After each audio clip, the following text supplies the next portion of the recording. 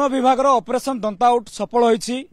12 घंटार marathon operation पर भरतपुर जंगल को प्रवेश कर दुईटी दंता हाथी। अन्यपटे शिखरचंडी पीठ खोली जाइए। सीधा सड़क चित्र देखी जो भाव में 2 दिन धरी लगातार बंद रही है कहीं गत 6 दिन है शिखरचंडी मुंडिया उपरे दुईटी दंता हाथी उपद्रव खेलाई तो लोकों जीवन आउ ए सहित सुरक्षा दृष्टिकोण लगातार 2 दिन धरी शिखरचंडी बंद रही है। जितेबाला आज सकाळु सकाळु खोली जाइए बाधा हटि जाइए लोकंर बर्तमान एवं शिखरचंडी मुहां होती। आज स्वाभाविक होती पर्यटक मैंने आसबे भोजी भात करेंगे मौज मस्ती करेंगे सबकिछि एंजय करेंगे। आम सीधा सड़क कथा आम सहित जी अच्छा मंदिर कमिटर सभापति अच्छा क्षितिज त्रिपाठी अच्छा।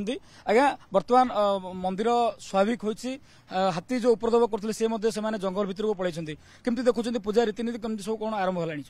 हाँ आज्ञा निश्चित भाव यहाँ खुशीर कथा। दीर्घ 6 दिन है हाथी शिखरचंडी पहाड़ थे जहाद्वारा कि गतकाली भोजी करने कि वन विभाग तरफ निषेध करा जाइतला। काली कौन पर्यटकों को अलाउ करा जाई नथला एवं रातिरे शीत रातिरे आम माने घरे थिबा बेले वन विभाग तार ऑपरेशन हाथी घौड़ेवा ऑपरेशन सफल होती अक्लांत परिश्रम करते। तेणुक वन विभाग को व्यक्तिगत भाव मो कमिटी तरफ धन्यवाद ज्ञापन कर। खोली जाइए पिंडी बुकिंग हवा केमती कौन जहाँ कि जो कहीपर भोजी भात कौन सब व्यवस्था है? आज्ञा निश्चित भाव गेट बंद था गेट खोली जाइए पर्यटक माने आसबे भोजी करेंगे एंजय करेंगे शीत ऋतु को नुआ वर्ष को एवं आम मैंने तो ये सुविधा कि सब व्यवस्था करूँ एवं से माने आसिले ही पहाड़ भरपूर देखिले आम मान को खुशी आसे। जो खुशीटा गतकाली हाथी कि नथिला पुनर्बार खुशी आमर फेरी आसो आम माने बहुत खुशी।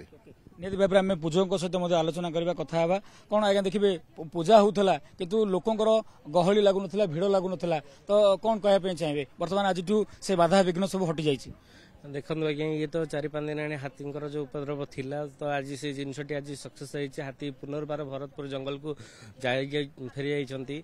तो माँ मंदिर को भक्त आसुन ये जो शीत ऋतु जो चली ये तो पिकनिक समय भोजी करने जो भक्त आसुले जो श्रद्धालु मैंने कि भोजीर जो उपभोग नौले से जिनटी बंद थिला। आज मुख्य फाटक खोला पर आज एठू भक्त मान श्रद्धालु मान माने आगम आरंभ हो गला तो से हिसाब से माँ भी दर्शन भी समस्ते करें।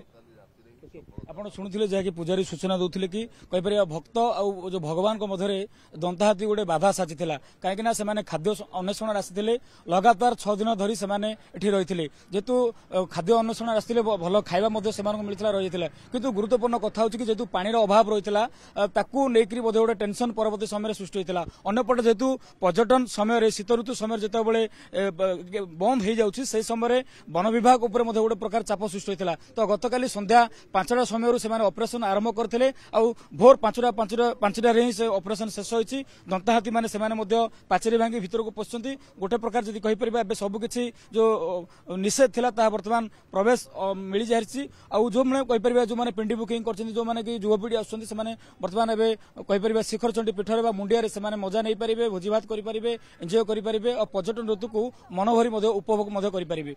भुवनेश्वर वीडियो जर्नालीस्ट प्रभात सहित अरुण साहू।